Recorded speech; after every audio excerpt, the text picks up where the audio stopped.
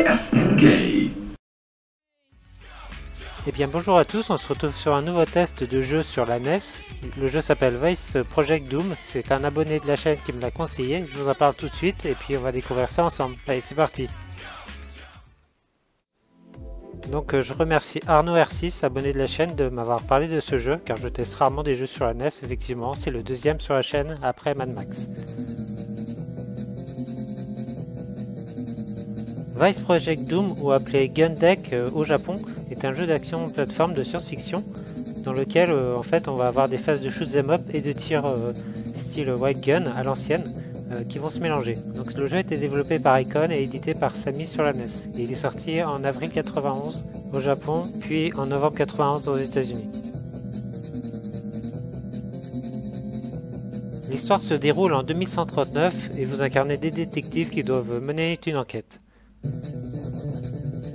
Donc le jeu est bourré de cutscenes très sympathiques, dans laquelle la première on peut voir une course poursuite en voiture. Elle est assez surprenante et on verra qu'après en fait ça sera plus la plateforme qui va prédominer dans le jeu.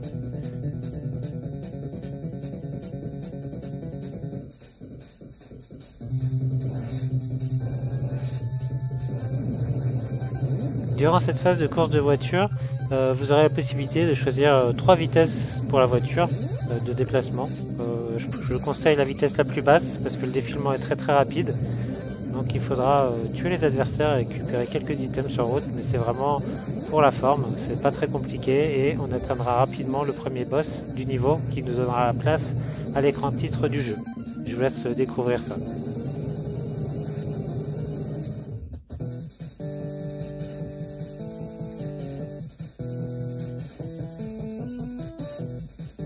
Comme indiqué en début de vidéo, donc vraiment les cutscenes sont bien faites, les petites animations, la musique elle fait un peu mal aux oreilles à force, et elle est assez répétitive, mais visuellement c'est très propre pour de la NES en 1991, on est impressionné.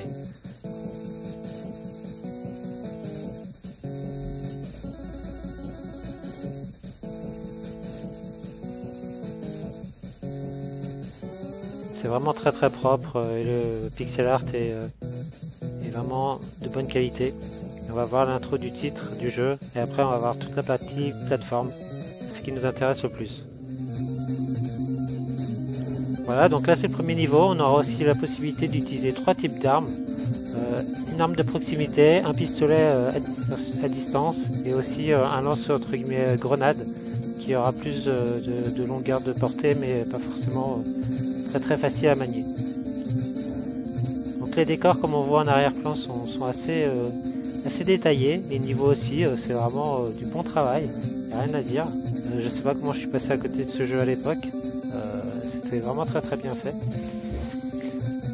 Donc voilà, les bestiaires aussi est propre et les niveaux sont assez variés. Donc le premier boss il est là. Bon, il y a une technique pour le tuer facilement, il faut juste se mettre devant et bourriner le bouton, ça marche très bien, mais ça n'empêche que c'est bien réalisé. Le jeu en tout contient 11 niveaux, donc ça paraît beaucoup, mais c'est des petits niveaux qui se font assez rapidement, donc ça se fera sans difficulté, et toujours comme vous le voyez avec des concepts bien animés et des dialogues assez intéressants. Alors le jeu peut vraiment être comparé à un Ninja Gaiden sur la NES, c'est vraiment assez similaire, c'est le style un petit peu graphique qui change, mais la façon de jouer est vraiment très proche. Il différencie le plus des autres jeux de plateforme de ce style-là, c'est les séquences de conduite de véhicules en mode shoot 'em up et puis un petit mode rail shooter aussi qui est pas mauvais et qui se fait uniquement à la manette.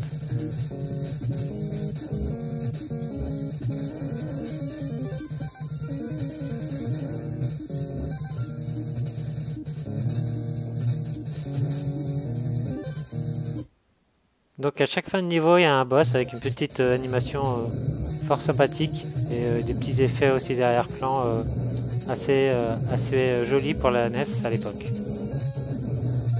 Les boss sont pas très durs, il faut juste comprendre les patterns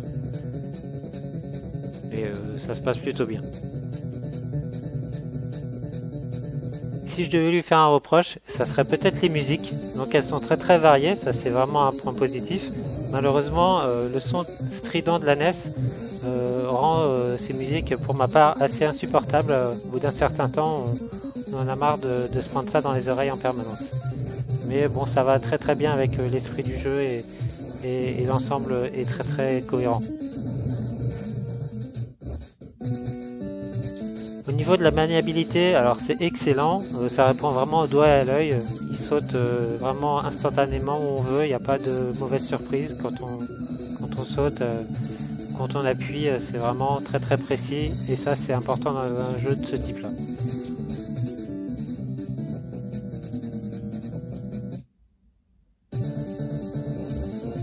Aussi à titre d'information, ce jeu avait été noté à l'époque dans le magazine japonais Famitsu 24 sur 40, donc c'est un magazine qui était assez exigeant sur les jeux. 24 sur 40 c'est un peu mieux de la moitié de moyenne, donc on peut dire qu'il s'en sort plutôt bien pour un jeu de l'époque.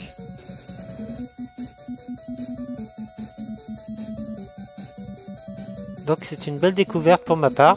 Je vous le conseille aussi sur la NES pour le tester, sur n'importe quel support en émulation ou sur le vrai matériel, ça dépendra de votre budget. Allez, merci.